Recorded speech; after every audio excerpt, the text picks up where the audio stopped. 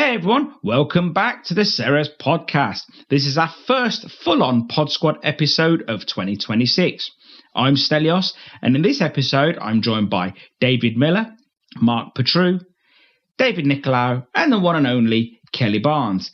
And as you'll hear, we start this year exactly as we mean to go on, with a bit of banter and straight into what actually matters. And we kick off this episode just looking back at how January was for everybody. You know, whether it's been up, whether it's been down, what sort of changes people have made to their business. Some shops are seeing a very different start to the year compared to last January. Then David Miller gives us a market report on fish and potatoes. He tells us what's stable, what's under pressure, and what's going on the wider fish and potato scene, and what operators can expect throughout the season. Hopefully they become a regular thing, actually. From then on, we get onto two big themes. First, alternative species, and whether the industry is making a big mistake by selling them as the, in quotes, cheaper option, instead of letting them stand on their own merit. And second, how do you protect profit when costs rise, from yields, weights, timers and rumble times, to the simple truth that the scales don't lie. We also talk delivery aggregators and what convenience is doing to buying behaviour, how to think about under 35s without wrecking your menu, and we finish with Kelly's brilliant hiring win at how TikTok massively outperformed Indeed for recruiting staff. Before we get into it, a quick word about our online store, Ceres.shop. Running out of stock at the wrong time is an absolute nightmare. If you haven't got stock, you can't sell it. That's why at Ceres.shop, we focus on the boring things: consistency, clear cut-off times, and orders going out when we say they will. Most shops don't change suppliers because they're unhappy, they change because something went wrong. We supply fish and chip shops, restaurants and pubs all over the UK with free next day delivery, so you know when your deep fryer cleaner, natural batter mix or curry sauce is coming. If you already know what works in your shop, then reordering shouldn't take any thought. So you can find more about us at Ceres.shop. On to today's Pod Squad episode with the full gang. I hope you enjoy.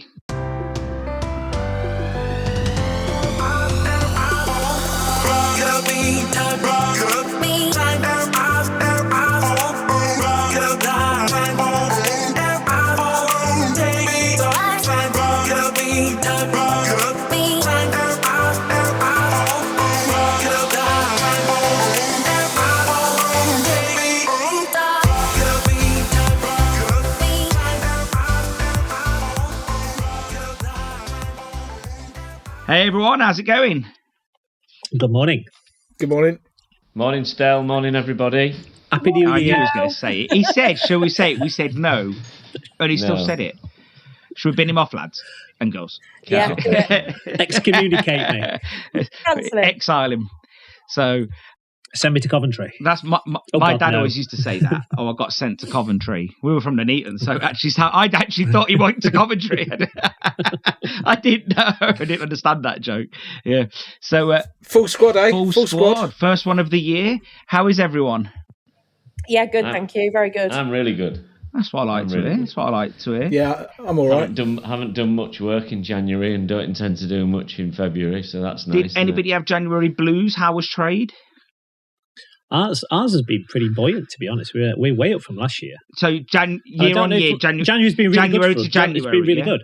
Yeah, January's been really good. I don't know, because last year we were on the back of those big fish price rises, and we had obviously going to pass it on, and I think we had a bit of a price shock in January, and we were trying to get the price rises in before we had to price in the minimum wage rises, which were epic. So I think it kind of put everybody off last year. It was a bit of a damp squid last year. It was a bit of a struggle, but no, we've been really buoyant. So my January was good until the last week of January, and then it was poo pants. Oh, we've like had a massive Friday, Saturday. I don't know if that's anything to do with we've got Fry 50 this year. So we forgot to enter last year. Well, I didn't. I was a week late, but a week late's, might as well just not bother. Did you not tell them better late than never? I did, actually. I tried to appeal my case, but it fell on deaf ears.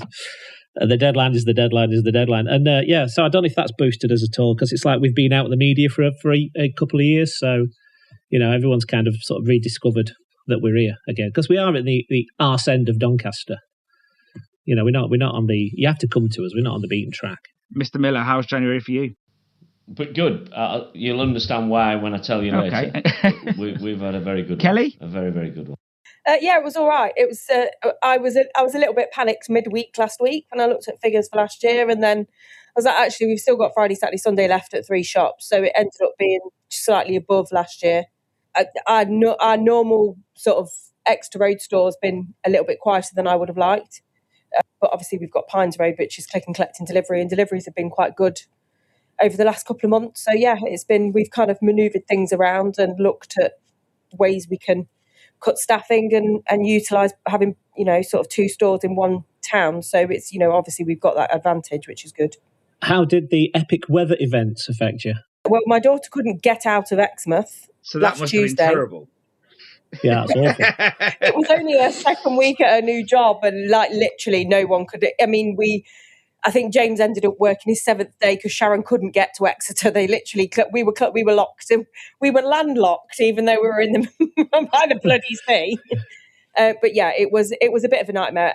Trade wise, it didn't really affect it because obviously no one could go anywhere, and they gave the kids the day off school because down here you have an inch of rain and it's like Armageddon. So, in fairness, I know you're saying it flippantly, but an inch of rain is actually quite a lot. Yeah. You think an inch of anything's quite a lot, though, don't you? I was about to say something really I'm keeping this conversation classy. Yeah, I know you lot. Keep it classy. I reserve my right to not reply. So I'll tell you what, I didn't tell you guys actually. So on our last day of work, just before Christmas, we'd closed up. And it was the real last day, not the last day that we pretended, because we have 2 last days. We have the day that we tell people we're closed, and there's sort of another day or 2 where we just stay at work, we do some stock takes and finish everything because we still get orders. Yeah.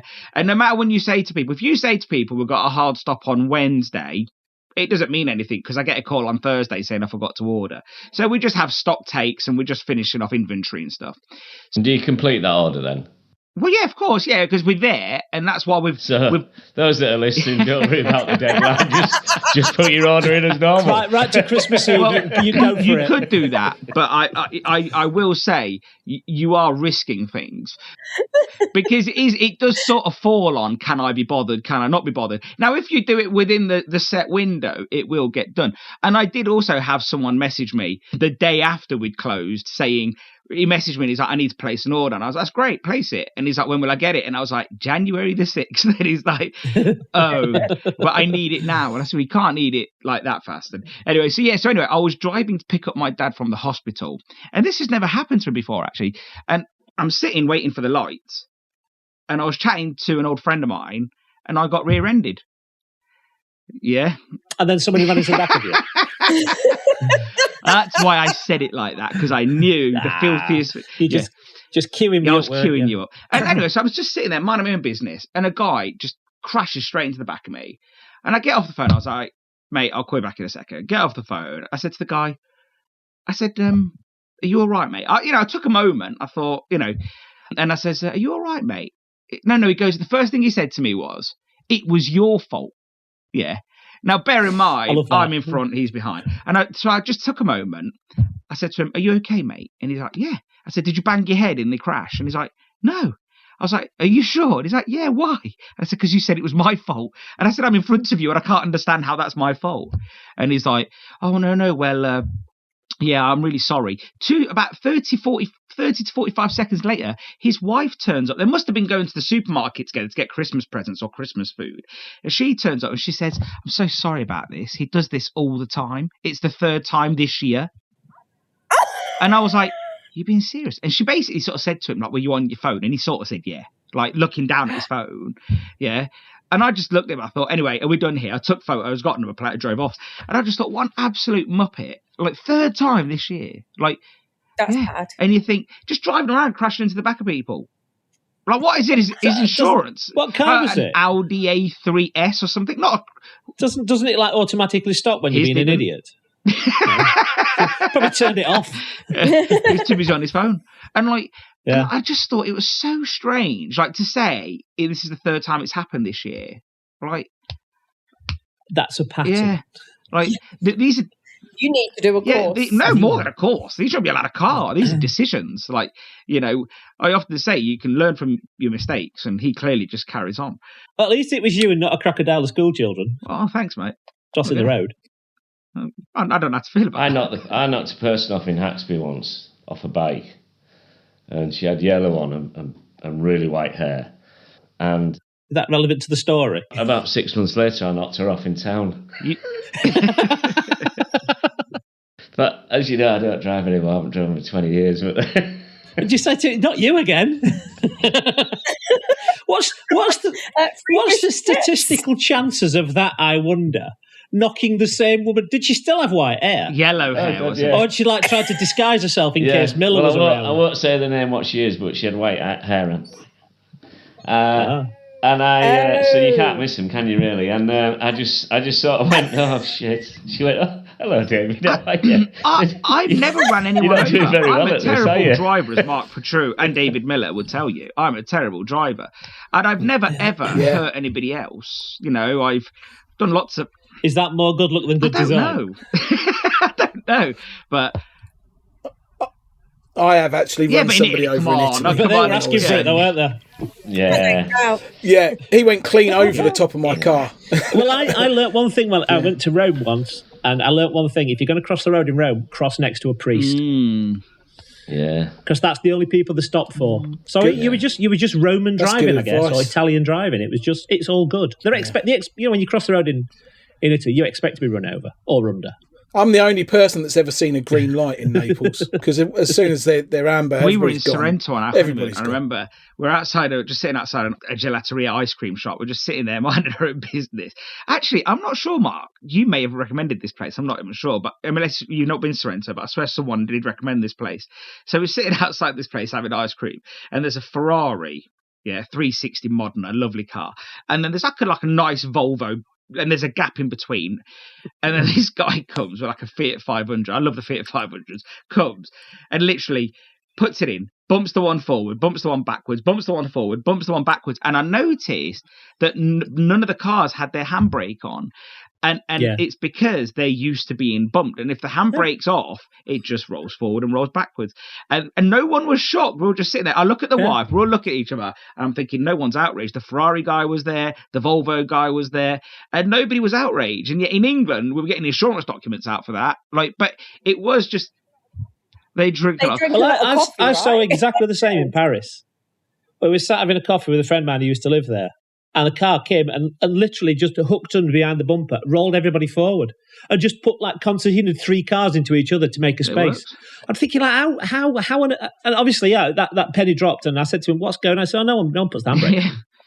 Or leaves it in gear, probably, but I don't know if they left it in gear. But everything just rolled forward because it just gives it a little bit forward. Turns it over. But no, the Italians weren't shocked because the cars didn't turn to ginger dust, which is what they were expecting them to do. Another Italian story. We was in Rome, and I think this was one of our major first blowouts as a married couple, and it's usually getting lost somewhere. Yeah, so she was like, "Oh, let's go to Mount Vesuvius." Yeah, no, was it Rome? I think it was either. Yeah, it was.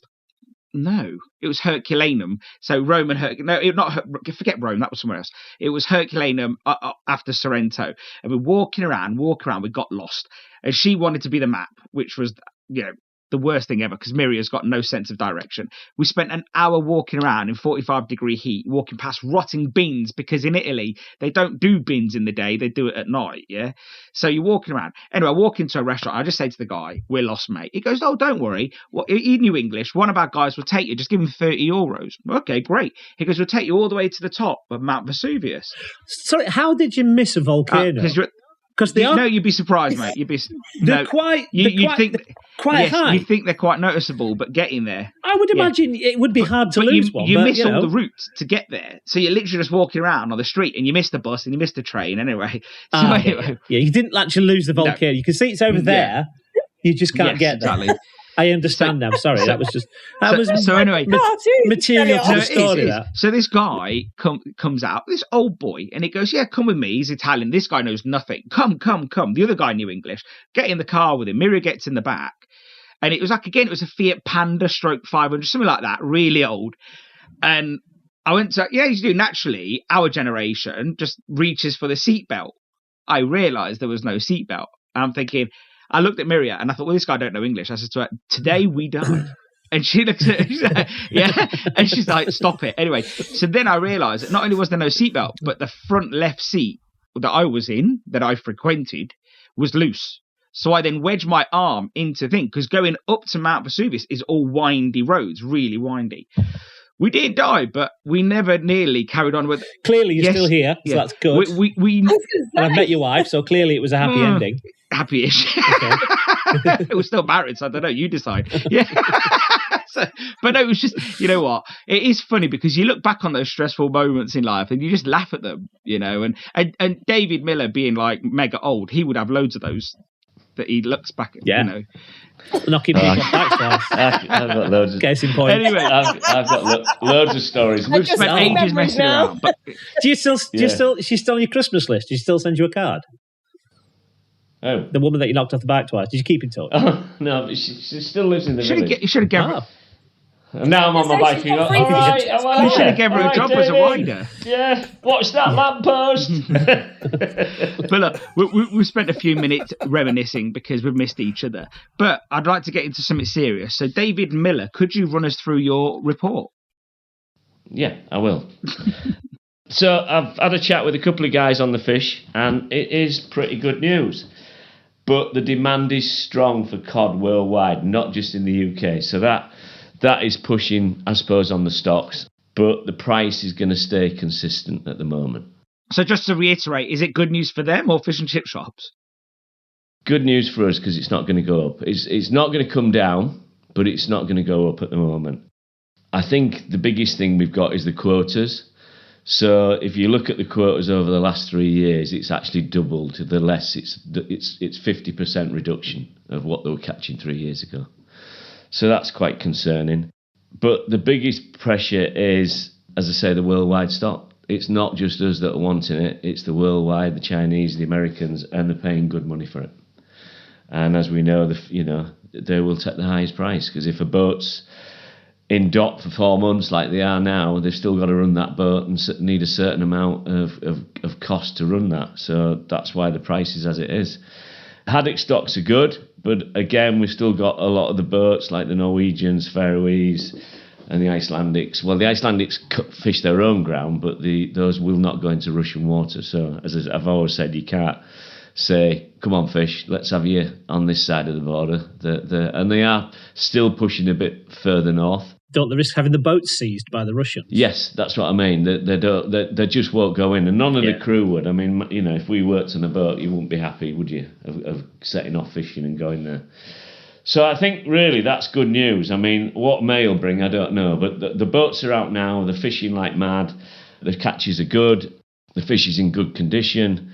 So I think that is a lot better than what we've had last year. At least it's stabilising. So I think that's good. Of course we want it to come down. We have a tough year coming up with wage increases and whatever. So we would like to see a bit of reduction. And what I'll do, I'll report back on that in May. But that was from two good sources. And they say at the moment, nothing much is going to change. Was there anything mentioned about the fact that the EU pretty much only wants H&G and at the USA? Right, yeah, so I'm just going to go on to that. Okay. So somebody asked me the question about line caught. Is there much line caught about coming in? No, there isn't. Because these guys, as we know, can turn the ship around a lot quicker if they're doing H&G. So normal production would be 28 days, whereas a H&G could possibly fill up very quickly and be back in 20 and back out again. But the demand for that is China, believe it or not. There's a massive demand for H&G in China. So there's not many line caughts doing fillet production at all. So what about, did anyone mention about the fact that the Americans aren't buying a lot of this cod and haddock purely because they've got a lot of Canadian and Alaskan at the minute that they're happy to sort of consume? Well, yeah, but they might bloody own it in a minute, might they? But yeah, there's a lot coming in there, but mainly it's just focused really. What I got was worldwide, so I would take that as America as well. Really. Yeah, I guess. You know, there's an insatiable appetite for it. It's not just the UK that gets cod and haddock. It's worldwide. On the last Pod Squad, David, I did say that there was no report, obviously, but one thing I did sort of own up to is that I've probably been highly optimistic about this situation resolving itself sooner. And actually, because of the war, it hasn't resolved itself any sooner. No. So I do feel for everybody in this position, you know. There's absolutely zero Russian fish coming in. Yeah. Zero. That's what I was told. So, and as we know, when that was coming in, there was lots of other options for us to buy. Potatoes, again, the quality's good, but there is mixed quality out there. There is a bit of secondary growth, but I think the biggest problem we've got is high dry matter because of the weather we had last year. At the moment, there's good stuff about, but coming towards the end of the year, but we always have this problem, the quality might drop. So something to keep an eye on. Obviously, keep in touch with your wholesalers, make sure you're getting the best. And I think the price as well, that is going to stay pretty rigid. We're not going to see a dramatic rise in price. Hopefully it will stay the same. Again, going back to the end of the season, the good stuff, if you really want it, you might have to pay a bit more. Have you seen any indication on price, David, for a 25 kilo bag? For me? Oh, have you seen any reports on pricing? No, not so much pricing, but I've just, obviously I get a report off John Bones, and that more or less says what they're happy with how stable it is. But I think, you know, when we say about pricing, Stel, you know, I was in Scotland last week, you know, and they're paying 13 quid a bag, but it's like a ski resort. They've got to get it up the mountain, haven't they? You know, it depends where you are and what logistics have got to go into. And mainland UK, as in mainland sort of like, let's say where I am in the middle, I have sort of seen some prices knocking around at the 8 to 9 mark. And I think why I'd want to touch on a price, obviously you're right, focus on quality and then also location matters. But one thing I'm always concerned about is that whilst the prices of potatoes were going up, all we were all talking about as an industry is how they were going up. But I don't think shop owners have been informed fully about the drop. And that doesn't help them when they're trying to either source potatoes on a spot price or a contract price. So I'm grateful for you doing that. I think you're going to be at 750, aren't you? And possibly, I don't think you'll get to 10, but I think you're looking at 750 average. I mean, what are you guys paying averagely, would you say? Yeah. I'm paying over the top. There you I'm go. paying £10 a bag. And I'm really happy to, because when everybody's paying 18, 20 quid a bag, I'm paying £10 a bag. And you can't have it all your own way. And my farmer grows for me year in, year out. And he didn't have a good year last year. So, you know, that's it's not right for everyone, but that feels right. It feels right for me. We agreed at the start of the year. And I'll be paying £10 in June. I'll be paying £10 in July. And that works for me. One of my businesses, I get 40 portions to a sack. So how can I moan? And I think as well, if you pay a bit more for a better quality, it's a less rumble time. So you're going to get more. Obviously, you've got to be on it. They're great spuds. They're really good spuds. You've got to be really on it and use that timer and get those chips out, you know, the spuds out as quick as you can. And yes, you might have to do a bit of work. But think of, you know, if you can get another 10 bags of chips out of it, times that by 10 bags, that's 100 portions. That's going to make you money. And it can be false economy if you're going for the cheapest. So just think about that. You can tell they're good spuds for me because I'm peeling them. If they were rubbish, I'd get somebody else. But I mean, on the pre-bagged, like me and David use, they're $7.50. So we're paying what? We're paying 15 per 20 kilos, which is your industry standard. But we all know if you're rumbling well, you can maybe get 23. But we don't have any water, any equipment. We don't have to worry about staff turning in. So exactly. Kelly, how are you seeing spud prices, mate? Well, we did that ridiculous thing last year of going into contract, which we'd never, if you remember, I said we'd never done before. We've been on £14.50, which is high, I know. But our spuds have been consistently great. Like, we've not seen a drop at all. And I would say that's probably for the first time in a long time, which is what made us go into contract in the first place, because they were so up and down, pricing and quality. Then it raises a question. I think our contract's due at June. So I would be like, well, do we come out? Do we stay in? And it's that kind of, it's just deciding, I guess. Well, I think the key thing is that you've bought into, like what Mark said. So yes, you're paying a bit more, but you know that you can also demand better quality at that point. And we do get it. Like we're, the wholesaler that we use, he's always spot on. And if anything's ever been wrong, I'm just like, I'm not happy. Come and pick these up, and they'll pick them up and like I think it's that reputation. Sorry, not reputation. It's that relationship that you build, isn't it? And you get that, you know what you're getting. So yeah, it has a value, doesn't it? But yeah, absolutely. And I think, Kelly, as well, if you've paid a bit more, you should be on it anyway. But you are looking at rumble times. You're looking at portions because you've got to. All and the time. you actually you're probably in front sometimes, because there's no. It's like anything, isn't it? It's the first place we go when it comes to looking at profit margin. Each sort of once every couple of weeks, I'm always on top of the profit for everything, and I go back to the drawing board with everything. How they're cutting, what they're cutting fish like. How much waste is on it? I was at a shop a few weeks ago. Won't say where. It's not fair. Nice chap, really lovely couple. He's never checked the spud yield. He was a bit upset about the price of potatoes, but never checked the spud yield, doesn't check his weights after frying, doesn't check his weights after rumbling. He really didn't know what his portion size was. It was all done by eye. And I said, so you've got a genuine complaint, which is the price of potatoes, but you've done nothing on your end to mitigate it other than complain about the price of potatoes. And he was like, well, what else can I do? And I was like, mate, like the list is endless. And, I ran him through I think he has listened to some of the masterclasses now, and he's like, wow, I didn't think I could do all these things. And I just think we're not, in business, we're not victims. You have got things you can do to get on top of certain things. There's measures you can put in place. But to just say my wholesaler is ripping me off, and that was it. That was all his whole grievance. He's ripping me off. And, he didn't really know, am I taking off too many eyes? Are they spending too long in the rumbler? There was no thought process behind it. And, after chatting to him about that a little bit, he sort of realised that maybe he should be doing a little bit more.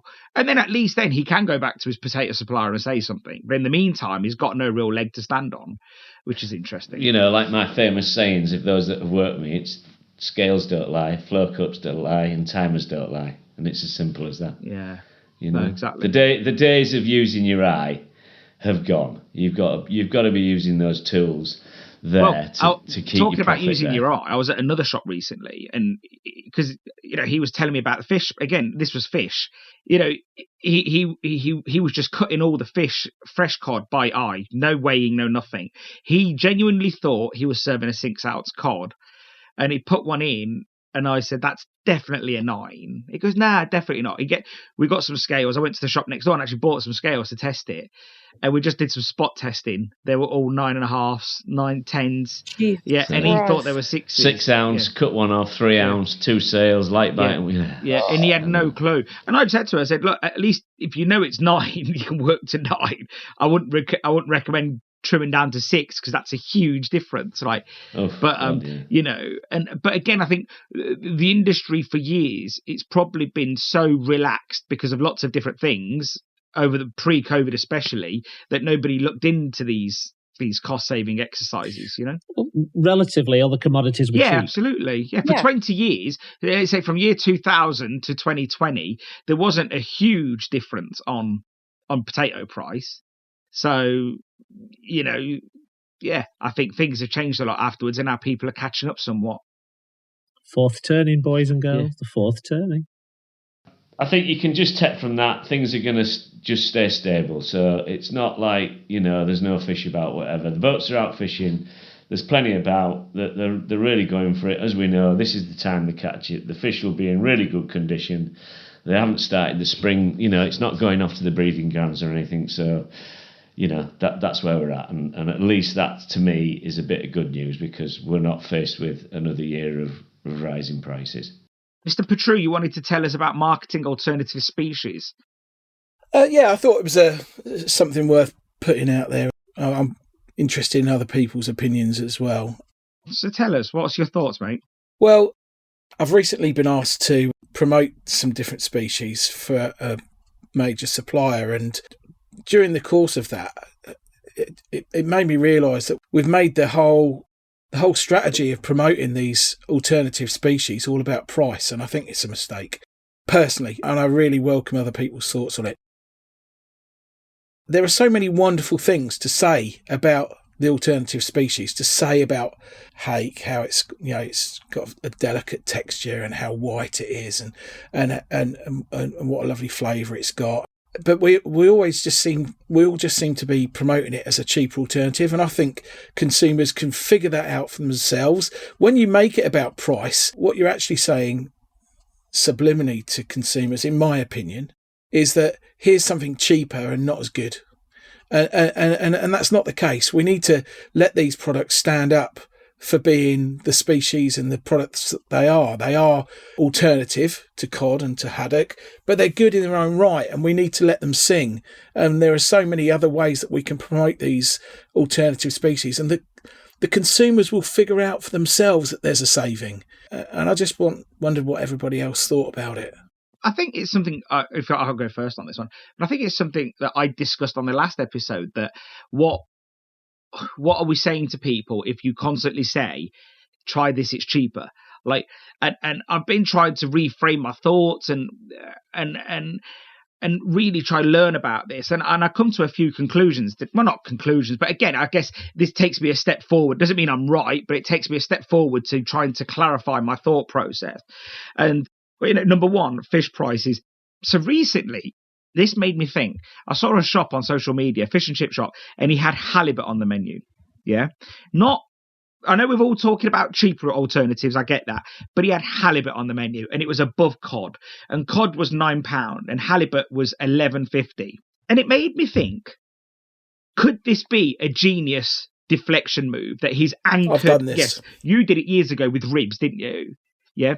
And I did think to myself, could this be a genius move where he's created an anchor price, even if he's only got 1 or 2 fillets of halibut in the freezer or in the fridge, and he's probably lobbing it in fish cakes once a week, or even if someone's buying it once or twice a week. But the thing is, cod looks expensive on the menu because it's often the most expensive item on the menu, So, if that's our premium product, that's the anchor. So people don't price things as in isolation. It's people compare. So if you've got cod at the top and it's $9.50 and everything else falls under it, then of course people think it's expensive. So it just made me think, what are we expecting customers to think when that is how we price certain things? And then a while ago, we wrote an article about price anchoring, and there was a book out there from Dan Ariely, and he talks about pricing and how you price things to make things look better. And he did use like the likes of, McDonald's, but mostly magazine companies, how they make you look at a certain package and think that's the package I want, it's great value. That's really the one they want you to go for. They want everything else to look expensive or ridiculously poor value. And then I was thinking, and this is something I sort of said on the last one, repricing of lesser known species. Instead of making it 50% cheaper, why not give 30% more? Yeah. That way, you're not dropping the price and dropping the value perception, because consumers are already in their brain happy to spend £9. Yes, some may balk at it, but the majority of people that are coming through your door every day are paying your price. So I often think, why not give the customer the attitude of, I didn't spend less, but I got more, So I wonder, is that a better way forward? So I'm interested to hear what others think as well. David? Well, I know a lot of people are trying it, different species like that's on the market. There's the freshwater fish that's coming in, and hake and saithe and everything else, and Alaskan podduck, that they're really doing a big push on that. Maybe I'm too much of an old traditionalist, or maybe I'm too old or seen too much. I've tried it so many times, putting different fish off and not going, it's a cheaper alternative, doing a lot of social media posts saying how good it is, where it's from, give it a go, it's from the cod family, and all this sort of stuff. But people just want bloody good cod or haddock. And to me, it takes some beating. And if I'm going in a shop and I can afford to get haddock, which is my favourite fish, that's what I'm going to get. I don't know what anybody else's thoughts, and I commend everybody that tries to put it on the menu, but I've tried it so many times and people just keep coming back. Yeah, it was good, I enjoyed it, but I prefer haddock, or I prefer cod. I get that. I think that's the biggest problem we've got in fish and chip shops. We've got 160 years worth of history of selling cod. Well, that's not purely accurate though, because Well, because 40 years ago, if a fish and chip shop would have sold whatever white fish they could get their hands on. We've got 40 years of history selling cod and haddock. I'll say, she just edit that bit out. No, it's fine. No, because I get your sentiment though. And our customers are long-standing customers. Yeah, and we're not sort of bringing a new generation in just yet. I guess they're still.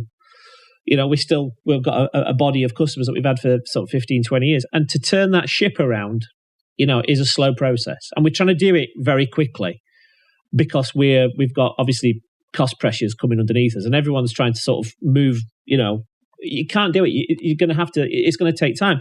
We've kind of thought we'll put a safe on, we'll just put it as a mini, we'll put it as, and we'll price it. We'll put it part as a special, but we'll price it separately. And it disarms anybody coming in and saying, your cod's expensive. Well, no, the cod's priced. The cod's its price, and they say it's priced. It's a bit cheaper, but it's a really good fish. And we've not said, as a matter of fact, it's cheaper because the wholesale price is cheaper, but we're trying to extol its virtues. It's meaty, it's tasty. And we've done it to kind of disarm your cod's expensive. Now, whether that's going to work or not, I don't know. Well, we're not selling a huge amount, but we've also had no complaints now about the price of anything else. I think once you reposition that menu and reframe that menu proposition, I think people, they don't think the same way. I think when you keep giving the same information, though, we expect them to change their thinking. Yeah. And I take that point, and I've thought about it before. I'd like putting an expensive fish on, and I'm going to try it. I think it might be worth trying. Well, look, and just see what feedback you get. The other thing if you look at like Dan Ariely, and again the book that he wrote, what was it called? I can't remember, but I'll find it. Because we did review it, and it is an interesting book. He would say you have 3 offers, yeah? Now, look, this doesn't mean you have to do that, by the way, but you have 3 fish on an offering.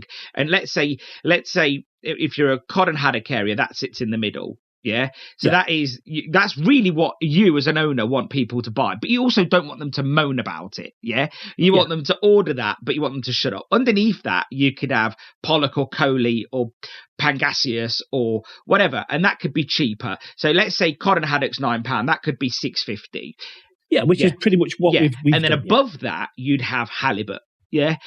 Now that's what I haven't done. So that's an interesting. But then there's a behavioural psychology that says that people get confused with 3 choices and always revert back to 1 or 2. So then they'll go for cod or haddock if you're a haddock area. But if you're constantly saying to people, this is the premium, and you've got no other choice, I can see how they feel wedged in. I'm not against people doing other species. Where I think people get confused, because I've done this in the past and I've made that huge mistake, is when you've got 12 species. I think, Mark, you would have come to my shop when I ran it years ago and had a whole board. I was excited as anything. Oh, look at this. I've got 12 species. Yeah.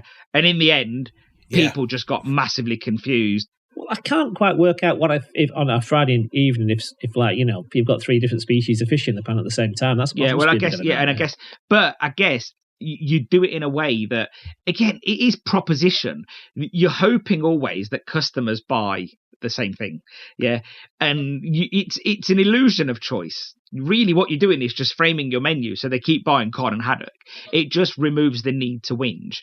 So for me, I think that's the interesting bit. Kelly, I'm interested to know how you're getting on with tilapia. So just before Christmas, kind of talking about what we're talking about now, first of all. So we had to put our prices up just before Christmas. Cod obviously went up for us. We'd kind of run out of what we'd put back. So looked at pricing and put the prices up literally, I think it was about a week before Christmas. And what that did is had a knock-on effect. We're now selling more haddock because our haddock is slightly cheaper than cod. So there's clearly, yes, okay, I agree with what David is saying in terms of people will buy cod if they want cod, and you're kind of old school like I am. Cod and chips is my go-to.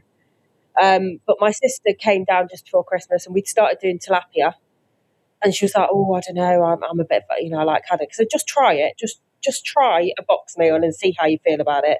She was like, "Oh, that was amazing, like that was delicious." And I think what we've noticed is we actually we've worded it fish and chip special. We haven't put on what the fish is. If people ask, we tell them. And if people phone up and ask, we tell them. We had the word tilapia up there for quite a while. We didn't sell any for a month. Yeah. took that word off, fish and chip special, same price, bam, that was it. Can we just sort of dive into the tilapia thing? Mm-hmm. Am I right in thinking that tilapia is around 3,000 species wide? Pass. I'm sure I've read that it's a very wide. It's obviously it's African farmed river fish. Yeah. But the problem is we've had tilapia and it's been amazing, and we've had tilapia and it's been disgusting. Yes. And because there's such a wide variation of fish that's in that family, that you've got to be by saying, if you go down the road and it's shocking, no one's going to come up to you and they don't know that tilapia's got such a wide variation of quality.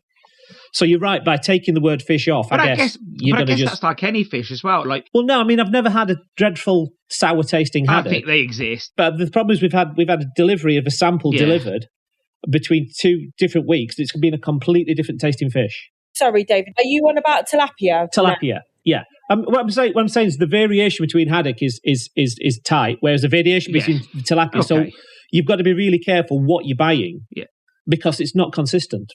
So the tolerances are wider as well. Yeah. Yes. That probably could be. Yeah, it could be true.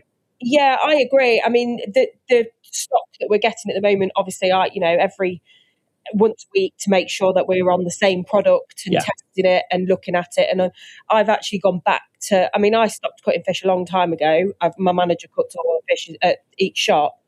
But back in sort of October, November, I actually went back to cutting the fish once or twice a week just so I could keep my hand in at each shop.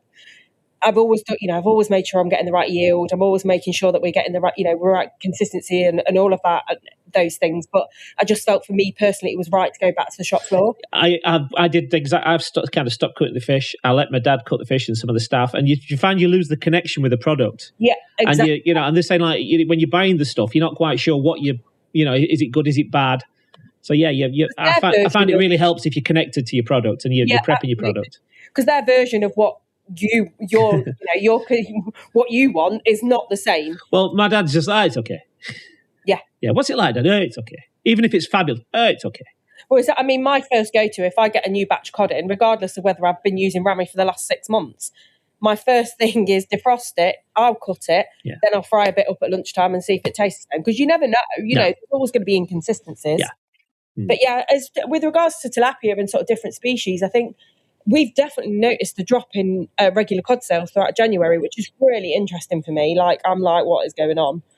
Yeah, our tilapia, we're going through 2, 3, 4 boxes. But I'm not saying cause and correlation and all that, but if you have put price of cod up and that hasn't, that is possibly, it's January, people feel the pinch and just think, I'll have that. They want fish and chips, they still want to eat out.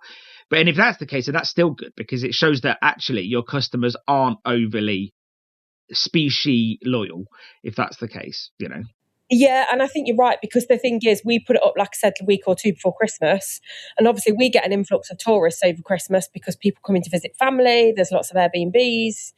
It was dry, it was cold, it was sunny, so that's tick, tick, tick for us, and we were open all day, every day at all shops. And then what that does is actually people don't care, because, like you say, they got paid just before Christmas. They're cash rich, aren't they, just before Christmas, even though they've spent all the money on presents. They're like, oh, let's go and treat ourselves because we're seeing family we haven't seen for months. So they kind of don't think about it.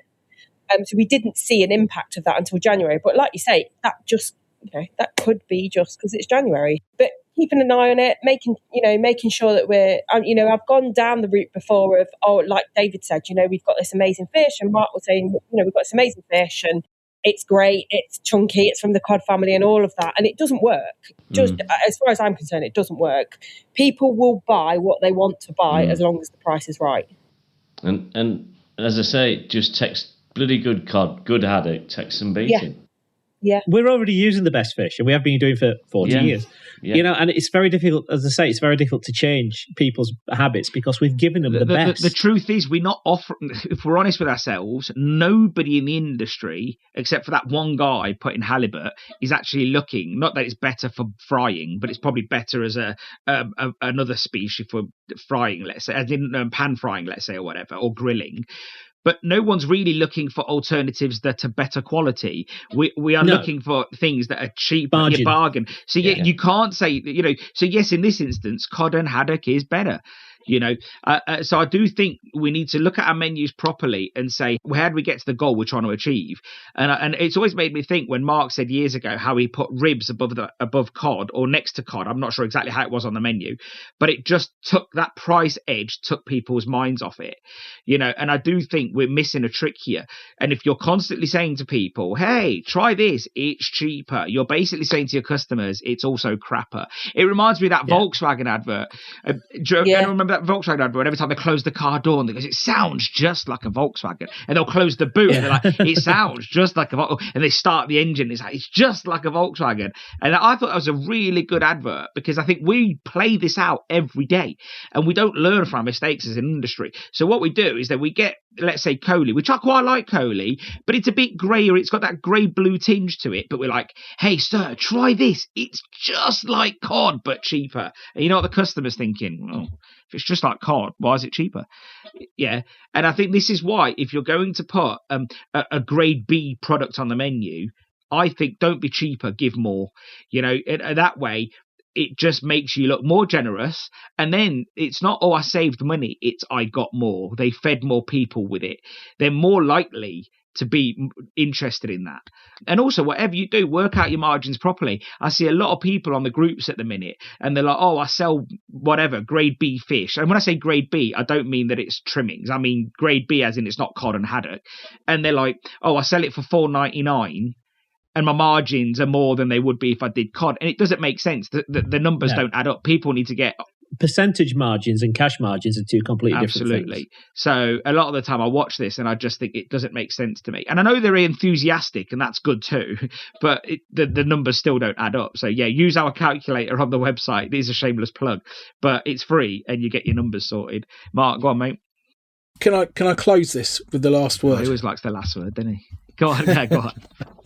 I don't think these other fish are grade B. I don't think they are inferior to haddock and cod. And that was the point I was making at the start. We've made it all about price. And I think once popularity overtakes cod and haddock, then it'll be the grade A. I get that, but there is always a natural selection when it comes to fish, or any meat, any protein, just like chicken thigh probably isn't as popular as chicken breast.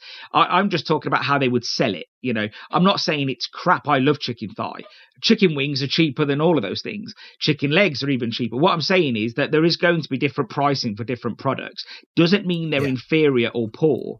It just means that certain things are priced in a certain way. I look at what the industry... I'm sorry, I'm surprised. I always said you was a breast man as opposed to a thigh man. I look at what the industry did with Scampi and how Scampi came about and how Scampi was created. At the end of the day, it was a product that they didn't really know how to sell. They didn't know how to market it. And they ended up breadcrumbing it and coming up with a name for it. Was it actually Smales? Well, not Smales, Young Seafood that invented Scampi. Young Seafood invented Scampi. Sounds better than langoustine tail, doesn't it? What can we do with this? We've got all this, product. Talking of that, and I think we need to do the same with, that starts at the top, and that's big money, and that and Young's isn't some little local business that's just knocking out a little bit of Scampi. They're huge. And talking of that, though, it's so interesting though, because we had a friend of the show will listen to this, and his wife used to work for us, and she made me laugh because she's like, I hate fish, but I love Scampi. And I was like, well, fish, Scampi. I thought, okay, well, it's seafood. She goes, no, it ain't. I was like, well, yeah, it's like a prawn. It's langoustine. She was like, you're going to make me sick. She genuinely did not know. She was like, that is disgusting. I was like, but it is. She was like, that is disgusting. What are you on about? And so it always makes me laugh when I remember that, bless her. I'm not sure if she still eats Scampi, but in her mind, she just... I wonder what she thought she was. I don't know. I'll have to ask him just to remember. But look, moving on, guys. I think the issue of pricing is always going to be difficult. There's no one way. But I will always say, start with a goal in mind and think to yourself, how can I get there? You don't have to have 3 species of fish. Definitely don't have 12 species of fish.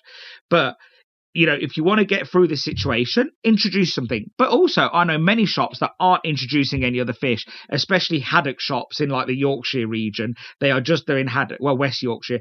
And obviously a bit of North Yorkshire. David put his hand up there. Well, North Yorkshire's sort of splitting it, David, because you've got Whitby's all cod. No, pretty much, isn't it? East Riding, Okay. used to be the old East Riding, that is Haddock. Okay.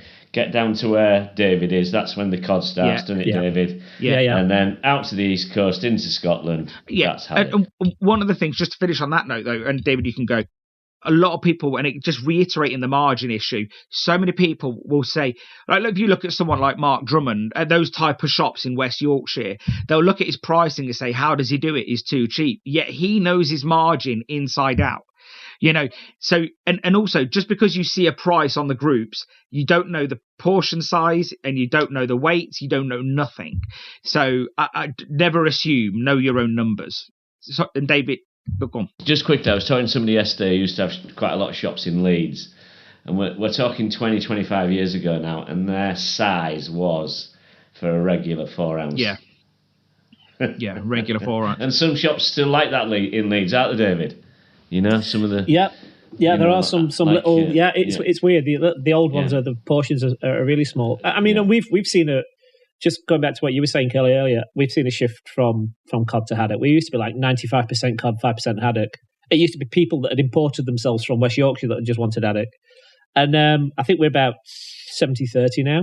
So we've moved the needle a bit, but that's more, I guess, price versus taste. I think cod and haddock are so interchangeable. I know one's a bit thicker, but if you're using 1632 cod, they're not actually that different. It's just that haddock tastes a bit sweeter, which I quite like.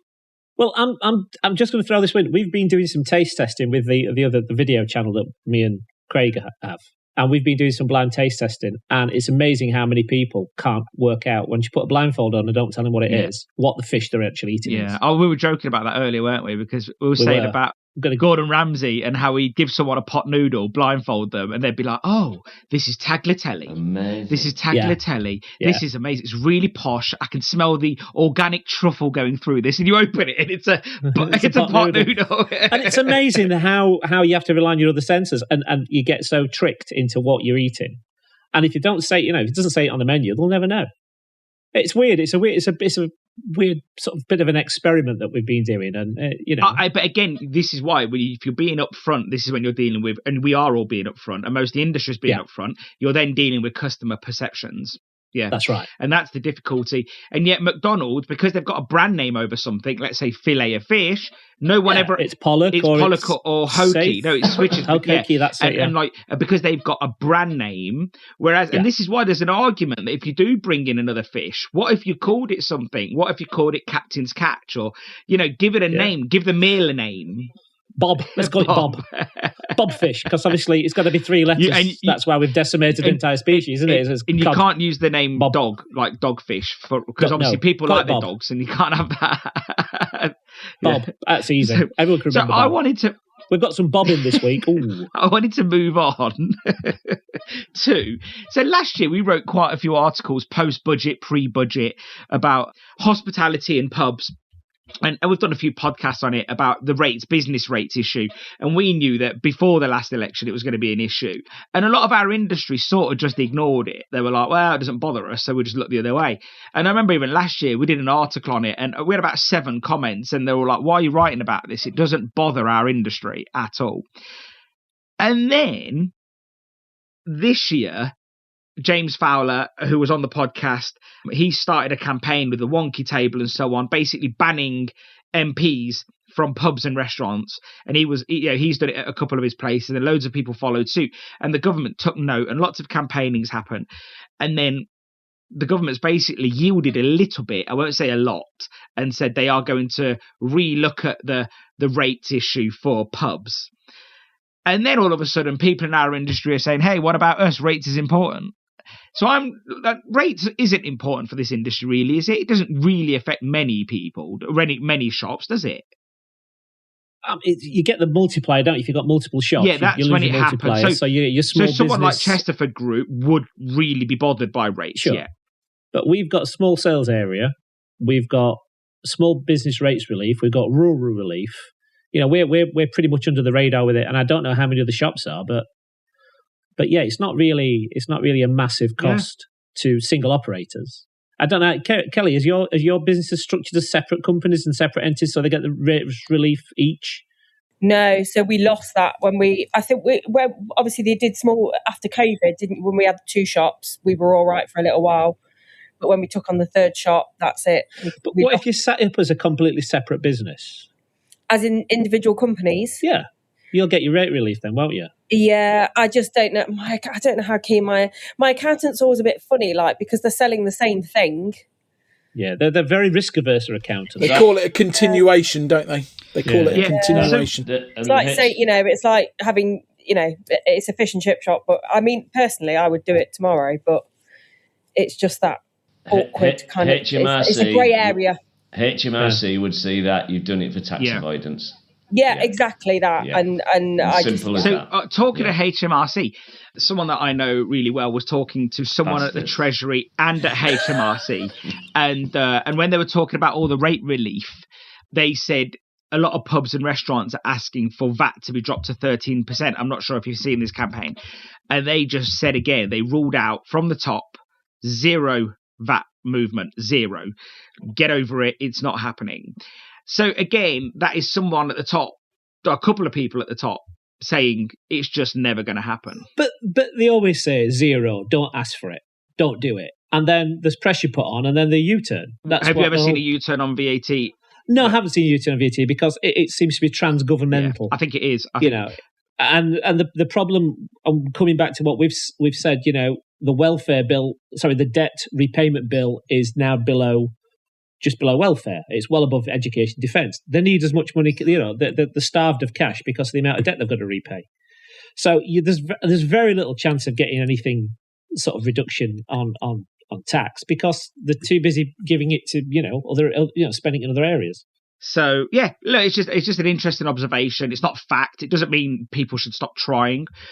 It's of no surprise. But it's just of no surprise. And also it isn't a rate relief for businesses. It's going to be a slower taper. That's all it is. Pubs are just going to see a slower taper. But there is one thing that gets bandied around a lot, and it's the likes of, Harrods are not getting a rate increase and Amazon's not getting a rate increase, but they also didn't get a rate decrease. So over COVID and everything, they never got a rate decrease. And I think sometimes that's just never really explained properly. And obviously for good reason, because people want to use the argument to, make a stronger argument for themselves. So I get that too. But I saw one knocking about saying pubs have gone up by 1,000,000%, and that's me exaggerating. And Harrods hasn't had an increase. And you're like, yes, but Harrods has never had a decrease either. So I do think it's a tough one.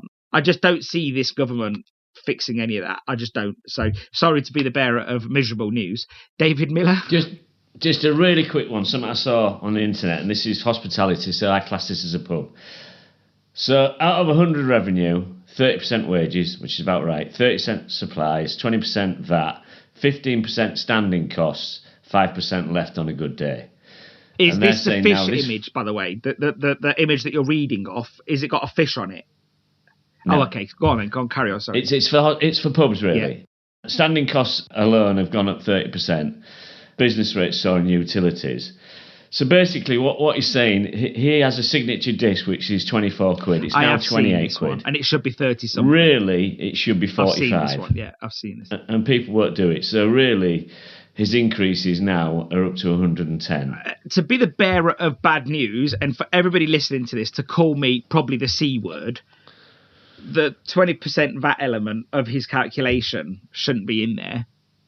Yeah, I know. Yeah, I'm just saying though, because but the problem is a lot of people on Twitter and Facebook share these, and consumers are smarter than we think. And they then see all the comments underneath and they say, but VAT is not paid by you, it's paid by us. So I think we've got to be honest with ourselves that consumers do understand. I'm convinced of it. I'm convinced that consumers know that when there's two chippies next to each other and one's not charging VAT, they know why it's cheaper. We act like they don't know, but they do know. Yeah, sorry, David, just carry on. Well, I just think, thankfully, guys, you're in fish and chips. Wider you're right. And David, something you mentioned to me the other day on the phone is that wider hospitality, because fish and chips really doesn't fall strictly into hospitality. It's somewhere in the middle. It's in and out. It's retail and hospitality. But real hospitality is actually struggling. I think you told me the other day that you was chatting to a restaurant maitre d' or a front of house, and he was saying we're just trying to keep people coming through the door. Yeah. So I think that's something that maybe fish and chip shops don't struggle with as much. I'm not saying it's easy, though. I'm not suggesting that either. But I do think the struggles are harder when you're a restaurant that's employing 60 people, open a lot of hours, got a very big menu. Yeah, I think it's going to be hard.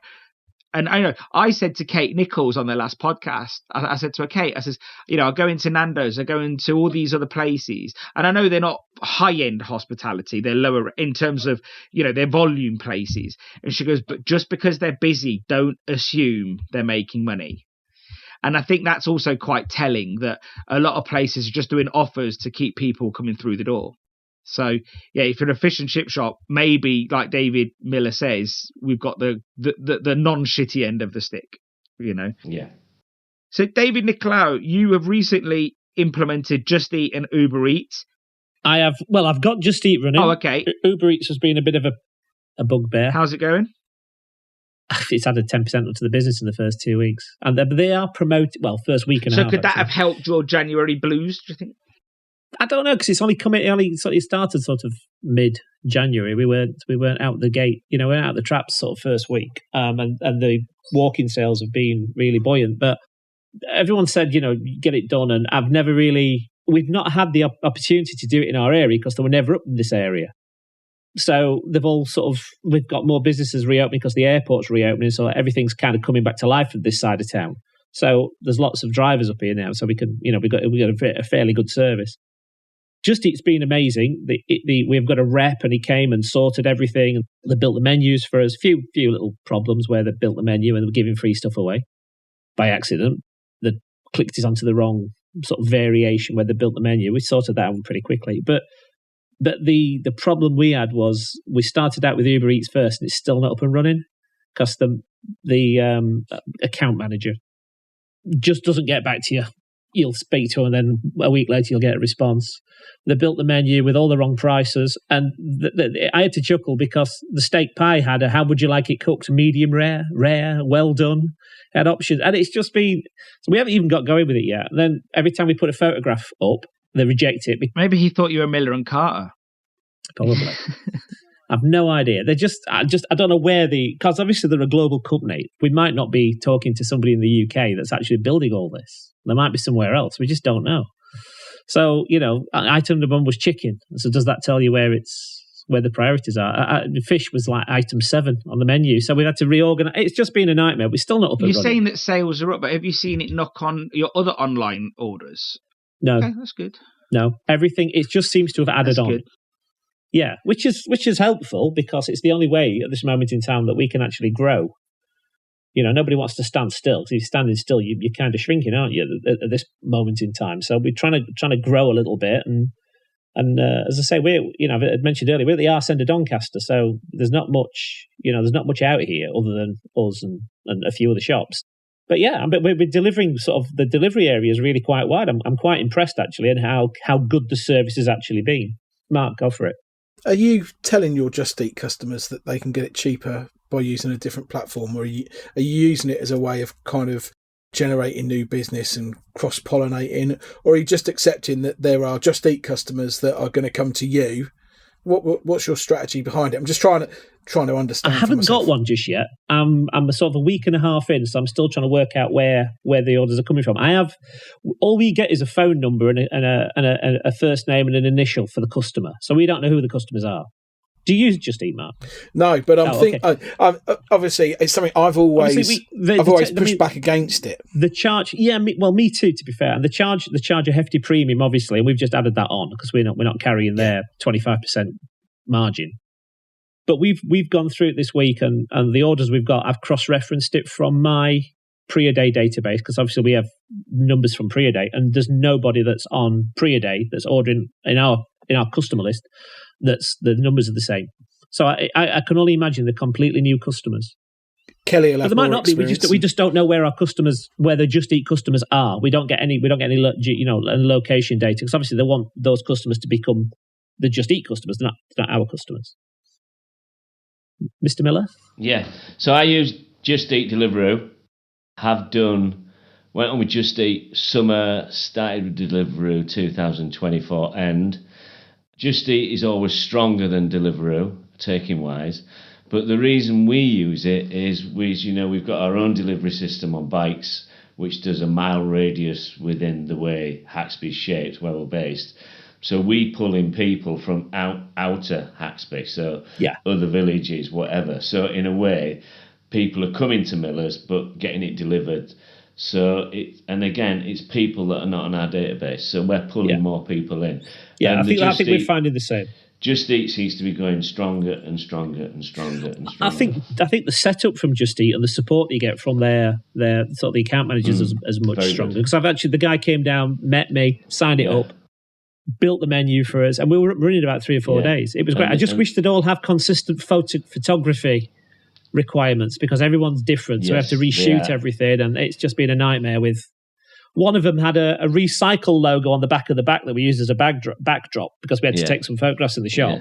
And it's been rejected because you can't have logos on anything. It's like, for God's sakes, it's a recycling logo. It's not as if it's, it just says, please recycle responsibly on the bottom of the bag or something. I think on that note, if you do get somebody coming to set photographs, be there and make sure it's as you want it. Yeah, well, I've done it myself because we've not been able to book anybody, so it's been down with me. I think the other thing as well is don't be frightened of whatever percentage they charge you, because they do tempt you with different rates. I think I'm on 20% for Just Eat and 28% on Deliveroo, but there are other charges, hidden charges that you don't see, only when you get your invoice. Do not be frightened of whatever your price is. Stick whatever percent that is. Yeah, we think we're based on 25% at the minute, but I know your VAT's got on all that, but do not be frightened because people will pay it. I'm shocked how people will pay 20 quid for fish, chips, peas, and a can of D&B. Yeah, to be delivered. Someone sent me a photo the other day of a delivery they had, and it was a battered sausage, and it made me think, 'cause it was dandelion and burdock. Battered sausage and dandelion and burdock delivered to like 2 miles away, and you think, that tells you something. It tells you something. And I think you've got to think to yourself, and I say this all the time to people that listen to the podcast or when I see them face to face, when someone's using an aggregator, they pretty much are thinking of convenience. So, for example, our DPD driver or collector, Luke, really nice chap. I was just chatting to him. I said, what are you doing this weekend? He goes, my wife works on Saturday. I'll end up putting the kids to bed. And then as they're settling off, I'll order something off Just Eat. And I said, what do you order? And I know where he lives because he actually lives around the corner from my cousin's shop. And he orders, you could walk to it. Like it's literally a 1 minute walk. And I said, would you not just order it before? And he goes, you know what? He goes, I just want a night off. I'm putting the kids to bed. Let them get it ready and bring it over to me. So it's convenience. And that's what you're paying for. Yeah. And you can charge a premium and they will pay a premium. So and I was always very nervous thinking, no one's going to spend 20 quid on fish and chips, and a can of drink delivered. And oh boy, they do. Do they? Yeah. Yeah, I someone else mentioned their staff member that works for them, and this shop in particular, they've got free coffee, free tea, free cordials, and mid shift the delivery driver comes and brings them a Costa coffee and a muffin, and it was like 9 quid, 12 quid, I can't remember, delivered. Yeah, so go on, Kelly. I'd be really interested to see what the psychology is behind the people that will sit at home and spend 20, 30, 40 quid on two things. Time is the psychology. My brother-in-law came... You think so, though, versus walking into a shop? Convenience. People can't be asked. If you'd had a long week... A friend of mine operates out in Barnsley. Barnsley. And he was saying that he used to do... Years ago, he used to do delivery. He used to ring in the shop and he used to drop it off. And he was saying that the people that would pay for the delivery clearly weren't working. They weren't standing there and earning the money. They were sort of largely houses in the States with benefits. And it was in the south side of Barnsley. So, it wasn't a great area. It's near where I grew up. Explains a lot. And yeah, it does. Yeah, I did escape though.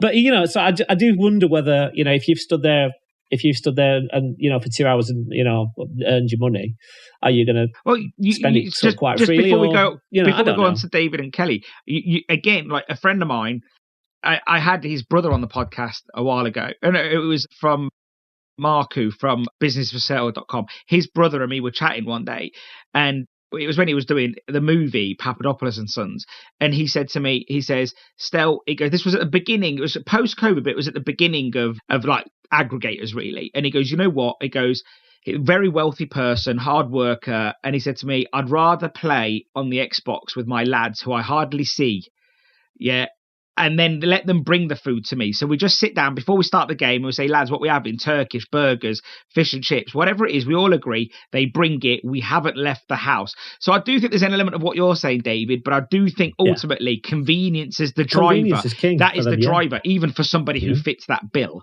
And once we were having a barbecue at my house, which doesn't happen that often, as you know, David. And my brother-in-law came and he's like, oh, we're all having a drink, we're having a whiskey. And he's like, I fancied this Serono. And I said, what's the one drink I don't have? I said, let me just pop out and grab you some. I could walk to the shop. I'll be there in 2 minutes. He orders it from that shop. They delivered it and he paid like an extra £7 for it. And I was like, I would have gone and got it. It was literally a 2-minute walk. And again, the reason you don't have barbecues that go often on. is... I'm still, can I say it? Can I say it? Can I finish it? Am I still full from the peach chicken kebab? Go to a barbecue at yours once, and then you're like a snake. You don't eat for about a month. Kelly, you had your hand up before. What were you thinking? I can't remember really, to be honest. But I was gonna say about, I think it's generational, really, isn't it? Yes. Because obviously, and I think that's what what David is probably going to go into and talk about. That David would. Are you suggesting that David would walk to a shop and get his food? I think no. I think it's the whole. I want it now, and I'm going to get it now. So I'll sit at home and get it now, and that's what I was going to say to you, Kelly, is the thinking behind it. I think if you actually delivered and you were part, and you went and you opened the door, they'll all be in the lounges, they'll all be relaxed, they'll all have got home from work, and it's just. I don't want to go out. Or if you're David Nicolau, not from work. Who in this group would pay that money for that food, though? It wasn't me, it was Barnsley. My kid lives with a feeder. I'm a feeder. Food is my love language. I feed people. Her dad owns an online kitchen and a chip shop, and she works at Burger King, which is less than a mile from the house. And the amount of times I open the front door and there's a delivery driver dropping off some churros, or dropping off a Subway, or dropping off something for my kid. King and Subway, like literally, like touching your garden. Yeah. But having said that, she is the richest person in the house as well, because she's a student. She doesn't pay tax. She earns good money.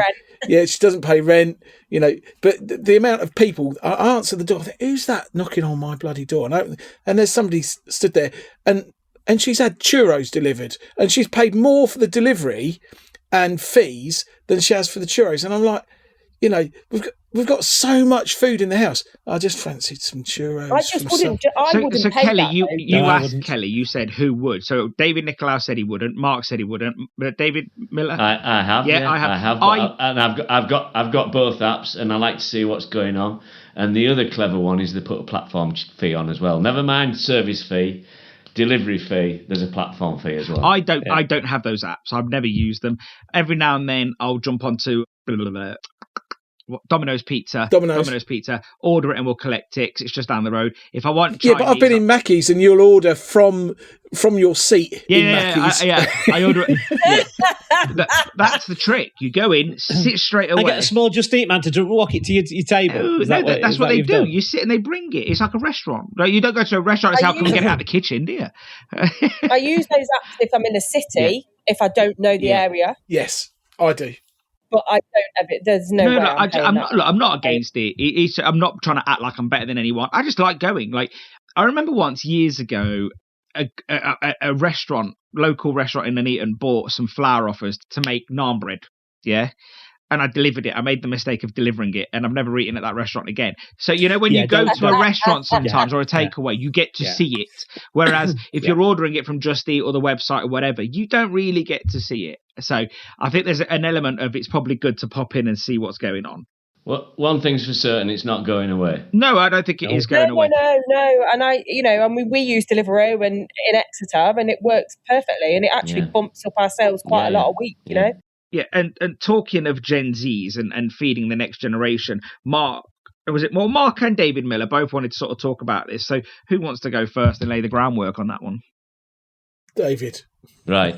So it's tying in with that, isn't it? So as you know, I'm always banging on about how do we get those 35s in, because I was in a fish and chip shop last week and I poked my head out into the restaurant and they're all like me, old.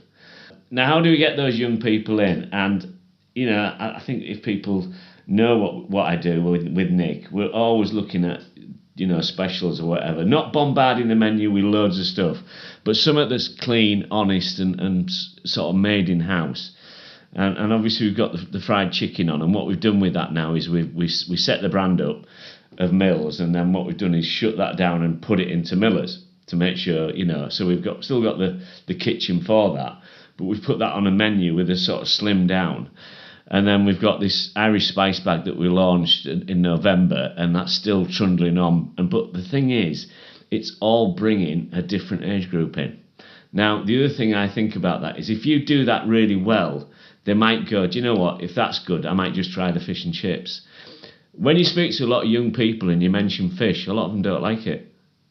I don't know if you've noticed that, but it's, oh, I don't like fish, or you hold it out for them and they won't even touch it. So we've got to think about that, and I think we've done that, and I'll be honest with you, it's added quite a lot of money to our weekly take, but it's a lot. I mean, chicken is so cheap, and you know, just the spice bag is just chips, fried onions, fried peppers, curry sauce, and some shredded chicken on it, and again, cheap. But it's bringing new customers in, because we've got a database and it tells us when they're new customers, and all these people are young people. So it's just a thought that, you know, we need to think about where are we, if we're going to be in it for the next 10 years, where are we going to be, you know? And obviously my business is going to carry on with Nick. I'm sort of winding down, as I keep saying every year, but I'm going to have a really. You've been winding down since I've known you. You've been winding down as long as Mark Petru's been telling me he's selling up. But it is a massive thing, and I think, you know, before we know it, there is going to come a generation where they're more prominent than the age we're doing, and their kids will be influenced by it. I will say that I do agree that fish and chips is probably something that older people tend to respect. I don't, but I just believe it's the way we frame it. I think that I get where you're coming from. You've got to cover all bases, but I also think you've got to be careful. I think that, you know, because if you start doing, I was talking to one guy the other day, and he's done Irish bag. He saw your success. He's been doing Irish bag. And I said, oh, like, you've been doing it for a month or so now. It's all post-Christmas. So let's say 3 weeks. He goes, yeah. I says, how many are you doing? He says 40. Oh, okay, 40 a week. Yeah, between two shops. Okay. So between two shops, 40 a week. Now, that's taking a staff member off. You're preparing peppers in advance. You've done a lot of prep work. Sooner or later, you've got to say to yourself, all right, I sold whatever it was 4 a day. Was it worthwhile? And the answer probably is probably not. I'm not saying nobody should do it, by the way. I think it really suits the street food model. And I do think it's nice to freshen things up a bit. Nothing is truly original. I don't think, you know, you said this anyway. No, you've not said you invented it. But what I mean is, people will look at what you do, see the success of it, how you marketed it. That's what's really original, really. It's how you market it. You've marketed it really well, as Nick does. He's really hyper-focused on marketing it really well. And others follow suit. And then others will do something else down the road and they'll follow suit. But I do think that we just need to be careful. And one way to get more people liking fish and chips is to make sure they're bloody good. I think that's something we don't say enough of sometimes. Yeah. So that's my point, is if you do that really well, they might go, well, if that's good, they might think. But the other thing we also do, and if you've seen our specials along the years, we look at the numbers, and once it's a certain number, it's off the menu. Yeah. Because it's had its day. But at the moment, these are still very, very strong sales. But the main thing is we're always looking at what can we do to tempt those under 35s into the shop. Yeah, I get that. Because we're traditional still. We've just got a very simple fish and chip joint menu, which I believe we do really well.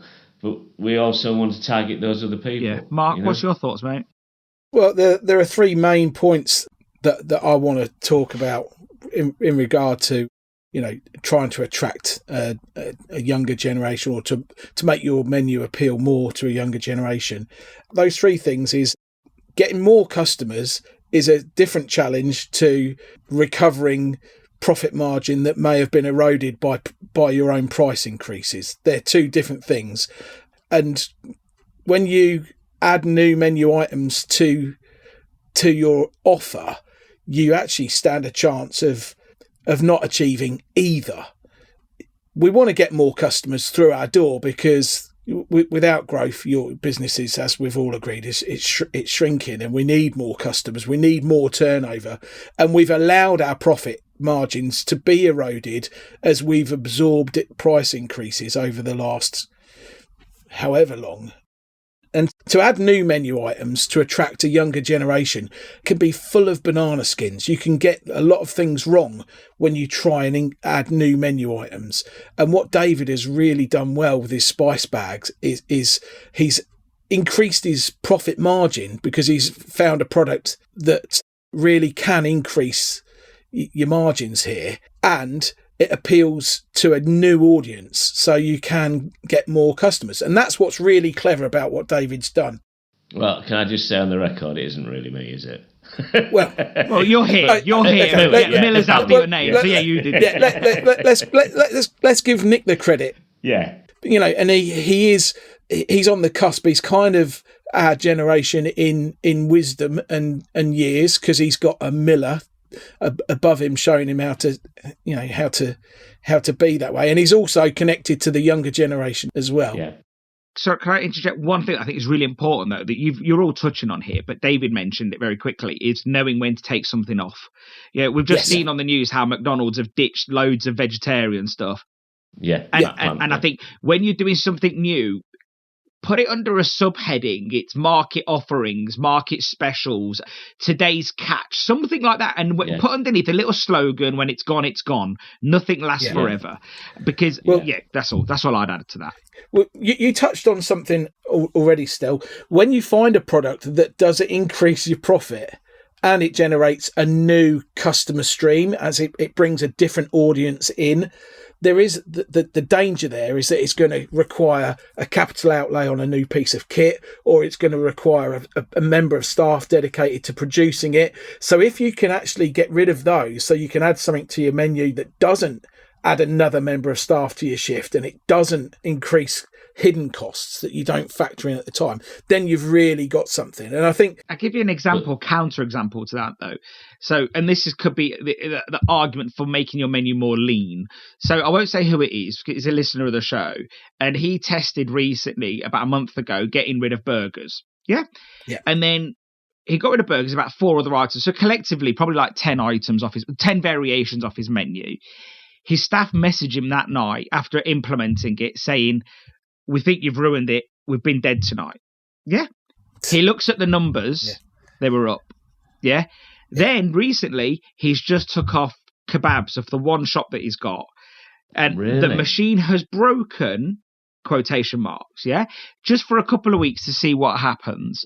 So far, so good. He may change. He may cave. Things may change. But so far, so good. And he goes, what you notice is that once you start removing complication, your staff are literally standing around doing nothing. And this is something that we forget.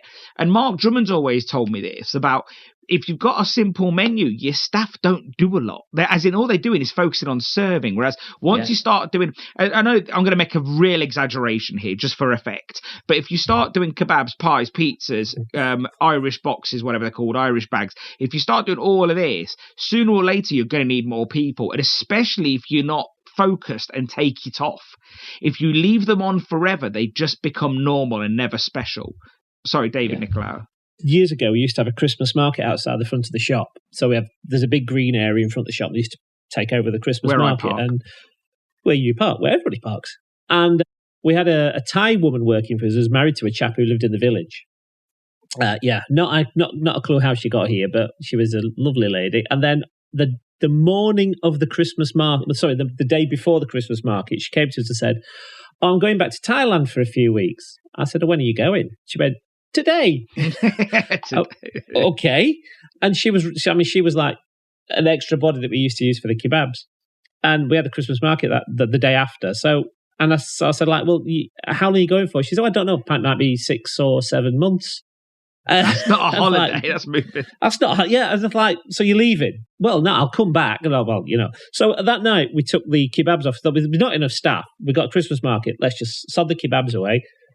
And we took an extra, we took an extra $1,500 that day, and that was a 30-odd% jump from what we were doing in 2004, 2005. The fish and chips, because we could concentrate on getting those fish and chips out, it was flying out. And then we found out, it's exactly the same. We never put the kilos back on. We sold the machines, and we just became hyper-focused on fish and chips, and we became more efficient and needless. And I will say, to add to this whole point, and we'll go to Mark's point, I think that we said earlier that why do people order online? Convenience. Yeah, that makes absolute sense to me. Why do some people come through the door? And it's not always because they want it cheap. It's because they want it fast. Yeah, and if they see you faffing around with something that's took 10 minutes, you've had to go out the back and get something out the third freezer to come out the front and lob it in the sixth pan. They're looking and thinking, all I want is my regulars. I just want my as you lot say, 2 fish and chips or 2 fish suppers if you're in Scotland. So if they start seeing that you're faffing a lot, and look, that's assuming that everyone's got a tight menu. All I'm saying is really, it's just what David focused on, which is observe, take things off when they've had their moment, Yeah. Mark, what's your thoughts, mate? I just want to close this thing off with a plug. I'm only joking. I really want to get this point in because I've recently been shooting some videos for a supplier on products that don't have that capital outlay, that don't require an extra member of staff, and I'm quite proud of them. And I'm actually going to be at a trade show doing live demos on it as well. And this company has a vested interest, because if their customers don't prosper, i.e. us lot, then they don't prosper. And but the other point that I really wanted to get into this podcast, and hopefully Tim and Kelly will back me up here, is there is a difference between knowledge sharing and training. And I get paid to train people, and when I get paid to train people, I don't make them clones of me. I teach best practice and I teach the science. But when I knowledge share, all I'm actually doing is saying, this is how I do it.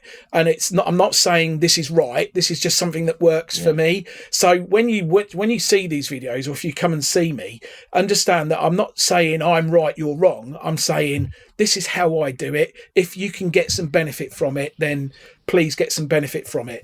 Don't judge me because I do it differently to you. I'm sharing because it's a genuine attempt to show you something that may help you or it may not.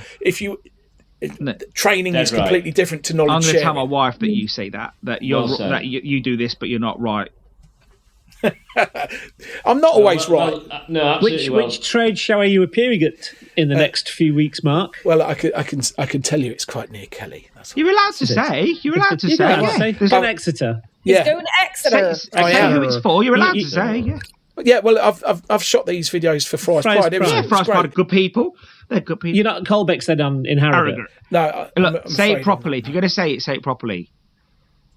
Harrogate. Yeah. So the thing that there is a difference between training and knowledge sharing, isn't there, David? Isn't there, Kelly? Because absolutely. Yeah, but I do think that what I'd like to clarify is, because I get pulled up on this sometimes. That's you sell fish cake mix, and I'm like, but that's a different thing, because you're trimming product to sell the prime, and that's one of the products that I shot video for was your fish cake mix. So I didn't know that. Well, thank you. But you didn't know that. But the thing that I'd say is that it's different if you're using trim to make something, but if you're then sourcing something new and you need new fries, then you've got to start thinking about the concept a little bit more. It doesn't say don't do it, it just means plan a bit differently. David? I think that's what's so beautiful at fish and chips. We all have the stand, we all have the foundations, but everybody does it slightly different. We're all different. But what I will say about fish and chip shop owners, David, sorry to interject, it makes me laugh, is like, we're so quick to say, everyone's doing fish and chips. Every man and his dog does fish and chips. And what we're literally talking about right now is cultivating someone else's idea. And we're doing chicken, or we're doing burgers, or we're doing... And that's fine, because we've got this set up in most chip shops to do everything. But a friend of mine said, do you think KFC moan and all chip shops start doing some fried chicken? And it's just one of those things. But a fish and chip shop will moan if somebody else was. I remember once we did a spoof post once saying that McDonald's were doing fish and chips, and oh my god, how dare they? It was a joke. It was just a joke, and I think. But we are quick to cannibalize other people's products. I think, I think for myself personally, if anybody takes anything from whatever, I'm very proud of that. And if you can help somebody, then bloody great, because that brings people together, and that's what it should be. And I think like Mark, me, Kelly, David, I'd love to help people. If I can help somebody in one slight way that changes their business, brilliant. I'm not saying be a carbon copy, because you can't do that, because you're not me. You're not my business. But some will try. Some will try. Yeah, but you can take something away, and it just might make you look at something different, and it might make you look at everything different. What I'd like to point this to now is moving on slightly, because we're going to get wrapped up soon. I know we're excited to talk because there's a lot we want to say, but I think we'll wrap this baby up. David Nicolau, well done on getting to the top 50 again. Oh yeah, thank you very much. Were you happy? Well, I was annoyed because we got 99% off both visits, and we lost 1% because we didn't do the delivery, which the aggregator started obviously about. Well, and then there was somebody that's got 100% on both in Northwest somewhere. I saw that article the other day. So, south. Hats off to them. South. Was it south? It's near Callaway's lovely guy, Ian Callaway, lovely chap. I didn't. I thought it was Northwest. For some you think reason. everything? All you Northerners think if it don't happen up north, it's not worth happening. It's not worth talking about. That's this is true. Like, you know. I mean, Kelly lives down south, but she's still a Northerner. Absolutely. Yeah. Well, Midlands, but yeah, I guess that's Northern now as well. Yeah. So anything from Bristol upwards. Yeah. I wish I was a Northerner. Leave it to David, you will be soon. So just don't take your wallet out when we go for dinner. You'll definitely be a Northerner. Yeah. That's one way to get included. You can tell a Northerner, if you're paying, it's cheap, and if somebody else is, you'll go, no, let's go to that one. Yeah. Let's go to that one. But yeah, so well done on that, David. And Thank you. I guess what I quite like about the Friday Top 50 is those visits that you get, and you get the feedback is quite good. It's very detailed. It's really specific. It's a pure meritocracy. Yeah, you're in or you're not in. There's no personalities. There's no navigating. Are you suggesting you'd lose if you had to put your personality forward? Yes, I have unfortunately, I don't have a compatible personality with winning awards. I'm afraid it's just I've made the mistake of speaking my mind, as opposed to these three. Yeah. Well, they started speaking the mind after the one. Yeah, true. But no, they learned to keep the mouth shut until that point. I never learned that trick. I've just shared that with someone else. Actually, maybe there's a rule just there for life. I remember once I was saying to a friend of the show, Sarah Heward. I said, no. She said to me, she picked up on it with me. She says, Stelios, she goes, one of the podcasts you did, you said your dad said never talk sex, politics, and sex, politics, and religion in the shop. I said, and she goes, and you said that's sort of your framework running a business. And then the next thing that came out your mouth was talking politics on the podcast. I was like, damn it, she's right. Yeah, I just started laughing. But sometimes you just get excited, don't we? So moving on, last topic, Kelly, you wanted to tell us about advertising for staff. Yeah, so I don't know about you guys, but we, when we're looking for staff, obviously there's no job centre anymore, and it's increasingly difficult. There's no newspaper to put an advert in, and we've obviously dabbled in social media. We've sort of put a post out and looking for staff, and it never really gets a lot of traction. Last month I spent about £600 on Indeed. Got one application from it. The rest were just 20 miles away. Doesn't matter how much you specify. You need to live in such a postcode. Blah blah blah. Anyway, I literally went to my social media woman and said to her, look, we need to be putting, I need staff. So I spent half an hour last Friday morning. Charlie put it on TikTok. And by Saturday lunchtime, I had 75 application forms. There you go. Brilliant. And I was like, that's cost me nothing. Brilliant. Other than half an hour of my time. Well, brilliant. Well done. You've got to be quite cunning, let's say, these days, haven't you? You've got to break through the noise. And a friend of mine said one way to find more staff is to make the staff that you've got there really happy to recommend to others. But you're quite different where you are, and you've probably got a lot of people moving around. But I remember one of the things we used to do, my dad hated this obviously, was always paying more. Yeah, so if minimum wage at the time, and this is at the time, and I know I appreciate to everybody things are different now, but if it was like £6 would pay £7, and they would naturally bring their friends. They'd always bring their friends and say, oh, they want a job and such wants a job, and they'd replace themselves. Yeah. But I appreciate that things are slightly different now. But that's how we've always done it still. We've always had generation, brothers, sisters, friends of friends of friends. But that kind of disappeared because parents don't want their kids working until they finish their GCSEs. Yeah, that's changed. That's changed. Yeah. Like 5 years ago. But what I was sat there, like speaking to camera, and I'm recording this video, and I'm like, even I'm bored of my own voice at this stage. I'm saying nothing, guys. And I just sat there, and I sort of said to her, I was like, I'm a woman in a pink dress, a 45-year-old woman in a pink dress who looks quite corporate, working in a fish and chip shop. How do you get, pretty much like what David was saying about, how do you get those people through the door? But how do I get the 18-year-olds to apply for a job when I'm the one doing the talking? But what I found was I need to be a bit more blunt. So what I did was, in lots of jobs, kids nowadays are put off by CVs and where are you going to be in 5 years' time? They don't even know what they're doing last week or what they did yesterday. Yeah. So I was like, look, bring me a smile and a personality, which is what Leslie Graves said to me about 10 years ago.